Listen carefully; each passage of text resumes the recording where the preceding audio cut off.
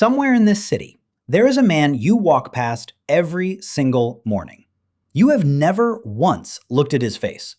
His base salary is higher than what most college graduates in this country will ever be offered. $95,316 a year. Automatic. No negotiation, no begging. And last year, roughly 100 people doing his job took home close to $300,000 for collecting garbage. There is only one problem. The last time this door opened, 96,000 people lined up in front of it. Most of them never heard their name called. So here are your 3 questions for the next 20 minutes. How does trash turn into $300,000? Exactly how narrow is that door?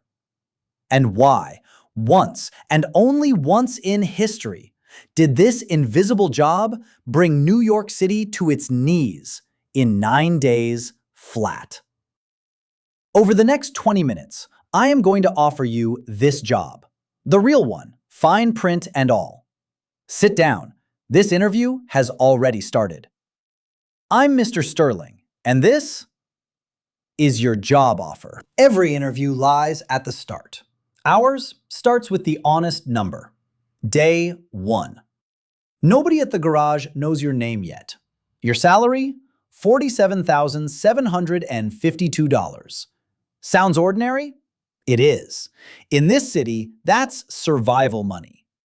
But the paper you're about to sign doesn't pay you for today. It straps you onto an escalator. Every single year, the number climbs. Not because you impressed anyone, not because you asked, because it is carved into the union contract like a commandment. While your friends rehearse elevator pitches, your raise arrives the way the tide arrives, automatically. While you sleep, while your boss forgets your name.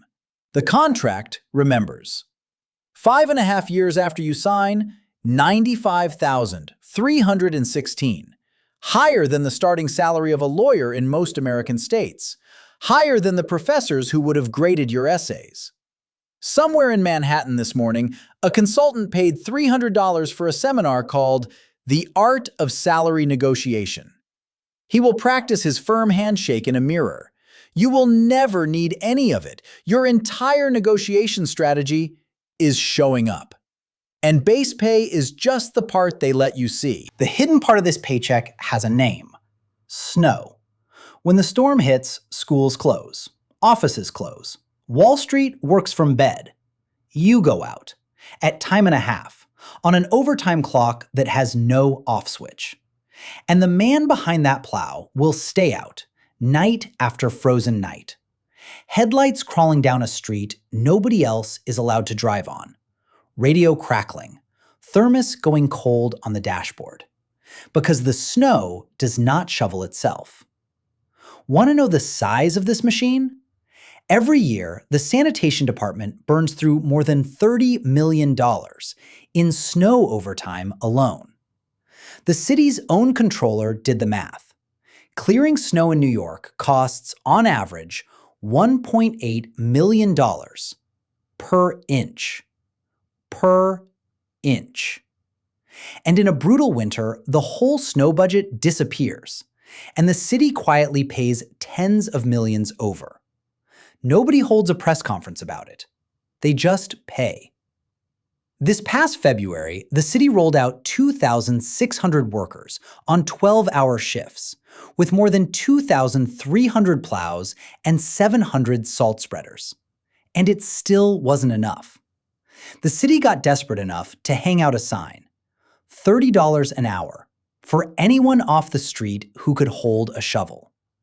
$30 an hour for strangers with no training, just to shovel. When a city pays tourists shovel money, you learn what it pays the professionals. Winter is not your enemy in this job. Winter is your bonus season. Now we turn to the page that makes office workers go quiet for a minute. Their retirement plan is called a 401k and hope. Yours is a clause. Serve 22 years and you walk. at any age. Do the math with me. Join at 23. At 45 years old, you take the gloves off forever. And from that day until your last day, half of your final average salary lands in your account every single month. Run the numbers on half of 95,000. It's roughly your entire day one salary, paid to you annually, for not working, forever, with health insurance riding along, for the whole family. 45. The age your classmates are updating LinkedIn at midnight and taking stomach medicine before every round of restructuring. The age their retirement calculators show a red number and a suggestion to adjust expectations. You're fishing on a Tuesday. Sounds delicious, doesn't it? Good. Because now we turn to the pages nobody reads. Every offer this good has a price section. Here's yours. 3 invoices, and they all arrive on schedule.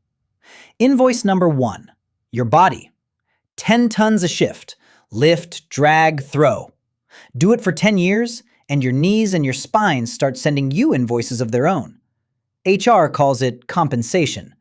Your knees call it something else. Invoice number 2, your senses. In the first 2 weeks, you'll learn why rookies eat breakfast after the shift, not before. New York, July, 95 degrees. Every bag on the curb has been marinating overnight. And a liquid the veterans lovingly call garbage juice will find its way onto your gloves, into your boots, and once, exactly once, into your morning coffee. You'll get used to it. Your wife won't. Invoice number 3, the alarm clock. 4:30 a.m. Not for a season, not for a project, forever. Most of the city only ever sees the truck. Your family sees the alarm clock. And one clause printed in bold, this job has no snow days. When the blizzard shuts the whole city down, when 8 million people get to sleep in, you are the reason they can. This job is why snow days exist, for everyone else. Then you've earned a ride-along. 6 a.m., a garage in East Harlem. Roll call. Coffee in paper cups. Nicknames you don't have yet, but you'll earn one, and you won't get to choose it. This route is yours now, and the city measures it in bins. 800 to 1,000 of them, every shift. Total weight through your hands by clock out, 10 tons. A baby elephant. 1 bag at a time. You won't work it alone. 2 to a truck, and your partner will learn your coffee order, your bad me, and your mood before 9 a.m. better than anyone you've ever dated. Half the job is the bags. The other half is the man across the hopper. Rookies watch the clock. Veterans watch the bags. Too heavy means construction debris, illegal, and it'll take your shoulder with it. A wet bottom means it tears in 3, 2, there it goes. Down the block, the truck growls and swallows, and your body finds a rhythm your brain never agreed to. Here's the secret no manual teaches. After 1 year, you know your route like the back of your hand. Which building just changed its locks? Which restaurant is failing before the sign comes down? Which dog barks but never bites? And which one means it? Which old lady on the 3rd floor waves every Tuesday because you are the only schedule in her week that never fails? The invisible man turns out to be the man who sees everything. And then there's the moment nobody photographs. 5 a.m. The street behind you, clean and shining under the yellow lights. Storefront to storefront, not a bag in sight. The whole city asleep, and nobody knows who to thank. You know. The men on the truck have a word. Mongo. Treasure pulled from the trash, a typewriter here, an oil painting there, a wedding album, a purple heart medal that some family threw away without opening the box. Give it a year and you'll develop the eye. The ability to spot, in half a second, the one bag on the curb that isn't garbage at all. One worker, Nelson Molina, had that eye for 34 years and built a secret museum on the second floor of Garage M11. Tens of thousands of rescued objects, shelved and sorted like the city's confession. New York's art world now needs special permission to visit. This city throws away everything it wants to forget, and it hands all of it to you. Want to sign yet? Careful what you wish for, because now we come to the gate. The last time the application window opened, 96,000 people filed. 96,000 for a job collecting garbage. The number who actually put on the uniform each year? A few hundred. And the filing is the easy part. First comes the civil service exam. One test, once in a blue moon. Miss the window, and you wait years for the next one. Picture the scene.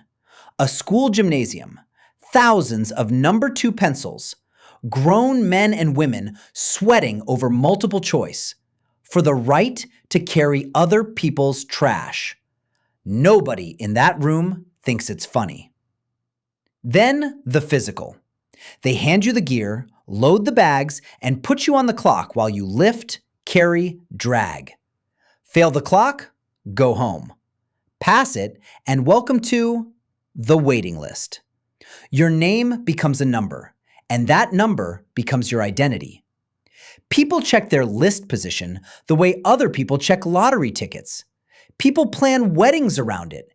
People have grown old on it, literally, measurably old. Now do the division. An acceptance rate under half of 1%. Harvard takes 5.8. Read that again. It's fine. Everyone reads it twice. The most exclusive club in New York doesn't have a velvet rope. It has a garbage truck. Question for the comments, and I want an honest answer. That physical, today, exactly as you are, would you pass? Take your time. The list certainly will. Now the page they print in red. This job kills more people than almost any other in America. 4th deadliest in the country. 41.4 deaths per 100,000 workers. Police officers, 11.3. Sit with that. The man collecting your trash is nearly 4 times more likely not to come home tonight than the man carrying a gun. Why? Because his office is a road. Distracted drivers at dawn doing 40 past a man standing in the street. A compactor that does not know the difference between a mattress and an arm. Needles in bags. Chemicals nobody labeled leaking into a puddle nobody claims. There is no action movie soundtrack to any of it, just a Tuesday. I'm legally required to mention this part, and I have now fulfilled that obligation. By now, you think you know this job ceiling. 95 grand. Plus snow. Nice, but capped. Erase that number, because the file has one more page, and it is my personal favorite. Here's what the brochures don't advertise. The department is short on people, and garbage does not take vacations. The trucks roll every day, shorthanded or not, which means somebody has to take the extra shift. And overtime has no ceiling. 16-hour swings, 6-day weeks. The checks stop looking like paychecks and start looking like typos. Last year, roughly 100 people at sanitation crossed close to $300,000. One supervisor in the Bronx put up $170,000 in overtime alone. $300,000. That is surgeon money. That is corner office money. That is more than the mayor of most American cities takes home. Earned in a reflective vest by a man this entire city has never once looked at. HR asked me not to emphasize this part. Well, I'm just reading the file. And if you think this city always understood the price of garbage, let me show you 2 receipts. Receipt number 1. For most of the 20th century, if you ran a business in New York, your trash had an owner, and it wasn't the city. Crime families carved the streets into territories, with a price list written in fear. Restaurants paid what they were told to pay. The overcharge had a nickname: the mob tax. It took until the mid-90s. Prosecutors, informants wearing wires inside garbage companies, a mayor with a grudge, to break the cartel. And when it broke, carting prices in this city collapsed by nearly half, almost overnight. Decades of blood, all to answer one question. Whoever controls the trash controls the city. Receipt number 2. February 1968.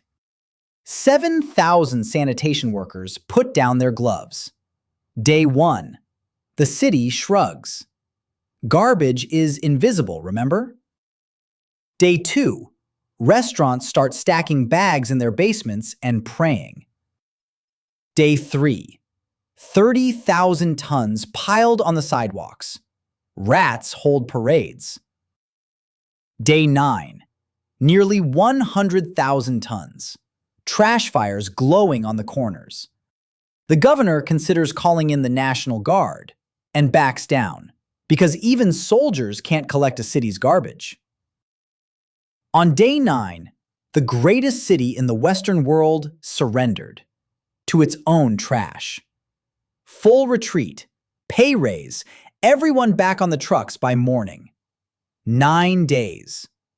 That is the entire negotiation history of this profession, and nobody has dared to test it since. Remember the lesson, because it's the whole file in one line. The police can strike, and the city limps. The teachers can strike, and the city groans. The garbage men stopped working, and the city broke. Right about now, somebody in the comments is typing, "Why stand in line with 96,000 people? Private garbage companies are always hiring." And they're not entirely wrong. There is a second world of trash in this city. Trucks that run at night, hauling for restaurants and shops. No waiting list, no exam, just a handshake. But hear this number before you shake. In a single year, private garbage trucks killed 7 people on the streets of New York. Routes twice as long, run at breakneck speed for a fraction of the pay. And unions that the workers themselves call ghost unions. Paper organizations that sign sweetheart deals over the workers' heads. It got bad enough that the FBI came knocking on a hauler's door. Same bag of garbage, 2 different worlds. On one side of the wall, a fortress, pay carved in stone, a pension at 45, a union with teeth. On the other, the Badlands. Now you understand why 96,000 people crowd in front of one door. The door is the whole point. There is an anthropologist named Robin Nagel. She has worked alongside the sanitation department for so long that they gave her an official title of her own. After 20 years on the streets and behind the trucks, her verdict, word for word, it is the most important uniformed force on the street. Because New York City couldn't be what we are if sanitation wasn't out there every day doing the job pretty well. Not the police, not the fire department. This one. The city itself agrees, in its own vocabulary. The police are the finest. The firefighters are the bravest. The sanitation department's official nickname, printed on its own banners, is New York's strongest. Your file is stamped with 2 words, essential personnel. This city can survive without many things. It has never survived 9 days without you. Every skyline photo, every restaurant review, every greatest city on earth speech, all of it stands on an army of invisible people doing their job before sunrise. You are being offered a seat among them. Economists have a cold, beautiful name for this paycheck: compensating differentials. In street language, society pays extra for the work it cannot stomach doing itself. The smell, the danger, the alarm clock, every one of them has been quietly converted into dollars and folded into that paycheck. The market knew about the garbage juice before you did. So the next time you see a job that pays suspiciously well, don't ask, "How do I get that?" Ask the better question. What are they paying for that I can't see? Before you pick up the pen, one last comparison. Call it the other resume. Your old classmate took the approved route. 4 years of college, 6 figures of debt, an entry-level desk, and a decade of performance reviews. By the time he lands his first real salary, you've been earning for 4 years, and your pension clock started ticking the day you signed. By 30, he's refinancing his student loans. You're $100,000 a year, debt at zero. By 45, he has 20 more years of meetings in front of him, and a retirement app that keeps suggesting he adjust expectations. You have a clause. He bet on a diploma. You bet on a contract. 22 years of garbage traded for 40 years of freedom. I'm not saying one of you is smarter. I'm just reading 2 files side by side, and only one of them retires this decade. So, let's close your file the way every real offer closes. 1 page, 2 columns. What you gain. A salary that climbs on its own to $95,000. Winters that turn into gold. A real ceiling near $300,000. And a clause that sets you free at 45 with half pay for life. No degree, no debt, no LinkedIn. What you pay. 4:30 a.m. on your soul, forever. 10 tons a shift pressing on your spine. Garbage juice on your gloves. And a fatality rate that makes police officers look at you differently. The pen is on the table. Sign. Or don't. Put it in the comments. The pen or the X. And your reason. Then name the job you want me to open next. I read every single one. The file requested most becomes the next interview. And the next time that truck rolls past your window at dawn, you'll look and you'll nod. Because now you know what's writing on it. Now you know what the whole city doesn't. Subscribe. Your file is already open.